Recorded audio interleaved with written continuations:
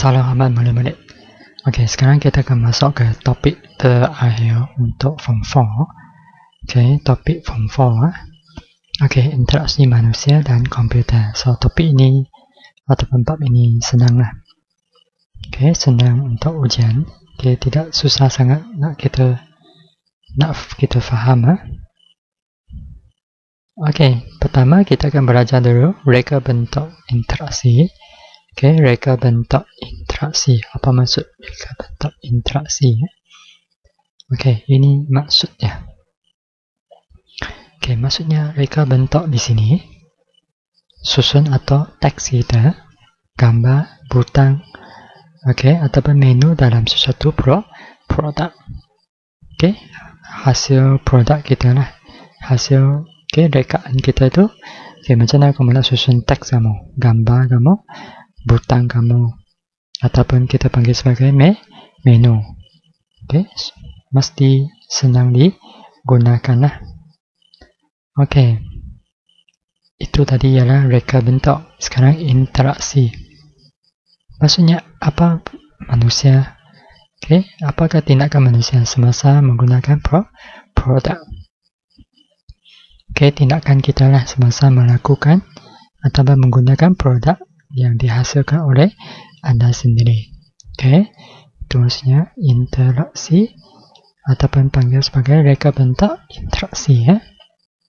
Okey, untuk memahami lebih mendalam tentang reka bentuk interaksi, okey, ada beberapa ataupun kita panggil ada 5 lah. Okey, 5 prinsip reka bentuk yang perlu kita belajar.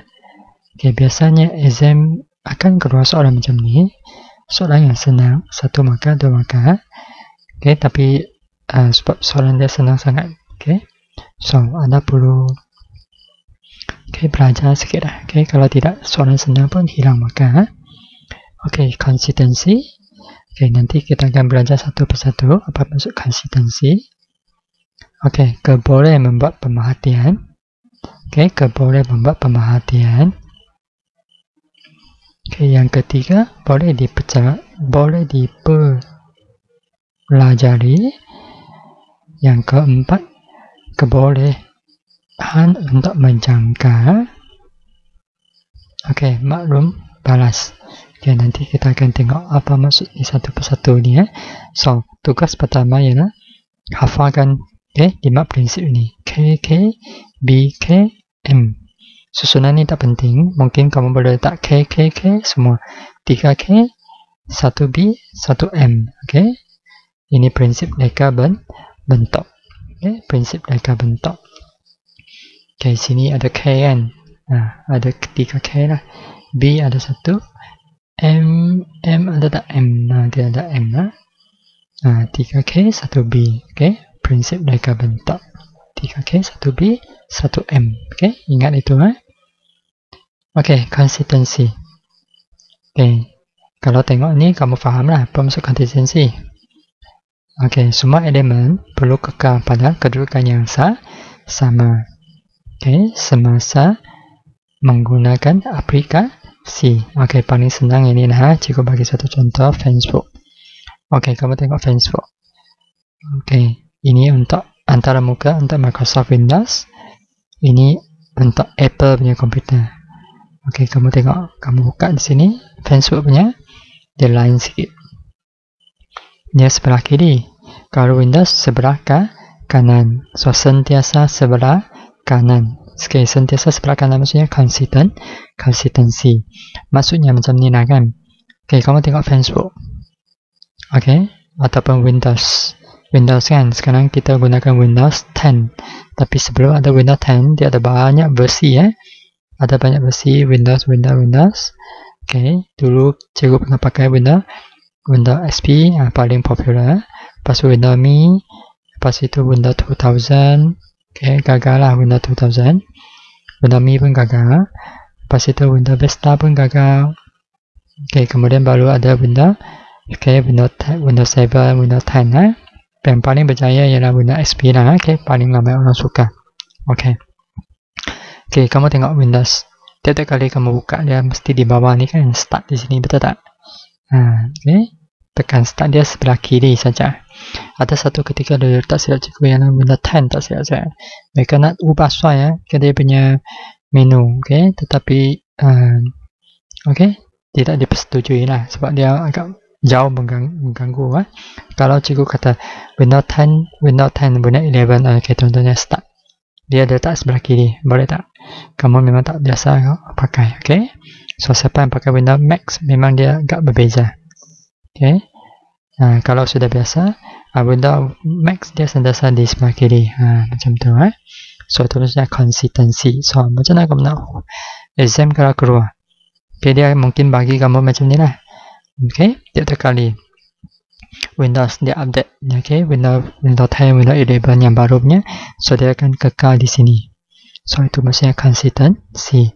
Okay, kamu tengok cikgu punya slide. Okay, warna ni, cikgu ada ubah tak? Tidak ada, okay? Tidak ada. Contohnya reka bentuk nanti. Kalau menu kamu di sini, okay, contohnya menu kamu di sini, login contohnya. Sentiasa di sinilah, jangan ubah sekejap sini, sana sini, okay? Itu maksudnya. Ini prinsip ini perlu kamu buatlah dalam projek kamu nanti, okay? Projek kamu 2.4, 2.5 macam tu reka bentuk, okay? Mesti kekal kedudukan dia, okay? Satu button itu, okay? Kalau button, okay, home contohnya di sini, semua di sini lah, okay? Yang kedua, boleh membuat pemerhatian, okay? Apa maksud ini? Okay, penunjuk atau pembuatan interaksi perlulah mudah dikena pasti. Ini pentingnya. Okay, kena pasti. Okay, contoh. Cikgu bagi contoh. Okay, walaupun Facebook ni banyak kali sudah di-update kan. Okay, kamu guna Facebook, kamu tahu. Sentiasa, okay, dia perlu minta kamu update. Okay, walaupun banyak sangat dia update, tetapi setiap kali antara muka dia, kamu dapat kena pasti, betul tak? Kedudukan dia kan tidak sangat berubah lah. Okay, ada satu Facebook, satu versi kat Facebook itu dia ubah balik, tapi semua dalam itu dia ubah. Okay, so kedudukan semua dia ubah. So kamu boleh switch lah. Okay, antara semua dua tu nak kekal yang lama ataupun switch yang baru. Okay, sebab boleh membuat perhatian itu penting lah. Okay, selepas kamu ubah, kamu tak dapat buat pemerhatian, so susah kamu tak pakai. Okay, benda yang baru tu ataupun produk itu. Okay, isi di sini lah. Penunjuk atau pembuatan interaksi perlu mudah dikena pasti. Kalau contoh ni penting sebab dalam exam dia akan selalu keluarkan macam ni. So dia akan minta kamu berdasarkan kenyataan ini. Okay, mana satu prinsip dia guna pakai. Sama ada konsistensi ataupun boleh membuat perhatian. So mesti tahulah. Kalau macam ni kekal di sebelah kanan saja itu konsistensi. Boleh membuat perhatian maksudnya kamu boleh putar interaksi mudah dikena pasti. Okey, yang ketiga boleh dipelajari. Ini senang boleh dipelajari. Okey, maksudnya boleh dipelajari dan mudah diingati. Ini penting. Pasti boleh diingat. Okay, contoh WhatsApp. Okay, pengguna hanya perlu menggunakan aplikasi WhatsApp kan. Contohnya kamu install, lepas itu tak perlu orang ajar pun. Boleh dipelajari lah. Okay, so pengguna akan mengingati cara untuk menggunakan sesuatu aplikasi WhatsApp contohnya. Hanya sekali kamu pakai. So, tak perlu banyak belajar. Contoh Facebook, WhatsApp, Telegram lah, apalagi YouTube lah, Gmail. Okay, mungkin terima hal itu. Okay, susah kamu nak pakai Okay, tapi Gmail pun senang kan. So, mudah dipelajari. So, point di sini lah. Okay, reka bentuk interaksi mudah untuk dipelajari dan mudah diingat. Ini pointnya. Ini bukan point, ini contoh. Cikgu bagi contoh lah. Okay. Okay, yang keempat, boleh untuk menjangka. Ini pun senang Apa maksud dia? Okay, membolehkan pengguna membuat jangkaan. Okay, apa yang berlaku selepas kamu tekan ini? Okay, tekan ini, apa yang berlaku? Contohnya, okay. So, ini point dia. So, apa contoh? Okay, apabila pengguna menekan apa? apa yang terpapar? Okay, apabila menekan ikon emosi. Apabila kamu tekan mana ikon emosi ada tak sini? Kamu tekan kan emosi, so dia akan keluar banyak emosi di sini ya. Itu maksudnya kebolehan untuk menjangka. Oke, contohnya kamu tekan simbol telefon. Apa kamu jangka? Oke, ataupun kamu tekan segitiga nih. Apa yang kamu berjangka di situ dia akan keluar. Oke, kamu sudah tahu kan? Oke. So, terusnya kebolehan membuat jangkaan.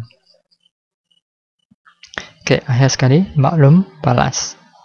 Maklum balas di sini maksudnya dia pelika bentuk perlu menggunakan maklum balas ini untuk melakukan penambahbaikan. Oke, naik talab lah. Oke, contohnya Facebook, oke, ataupun WhatsApp. Contohnya sekarang, kamu tengok, kamu boleh percepatkan kan, betul? Percepatkan dia punya percakapan kan, oke, boleh speed up, oke.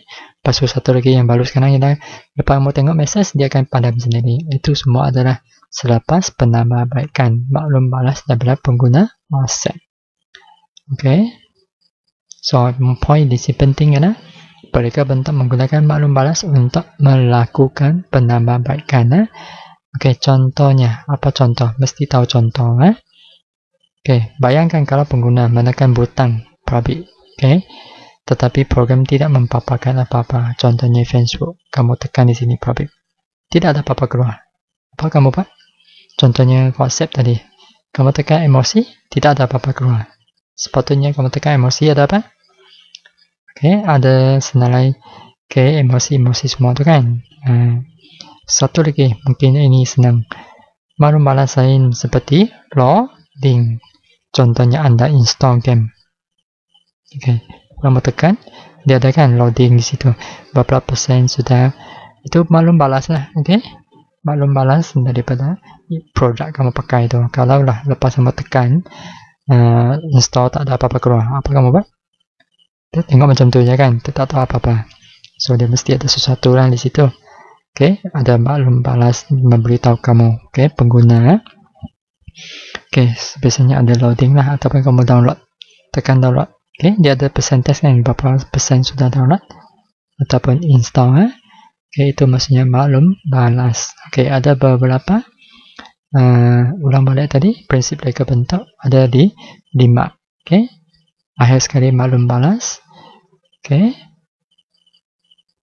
yang keempat kebolehan jangkaan. Yang ketiga boleh dipercayai, boleh dipelajari. Kedua membuat pemerhatian. Pertama consistency. Okay, itu sahajalah. Okay, pembelajaran kita untuk topik ini senang je. Okay, sekian, terima kasih.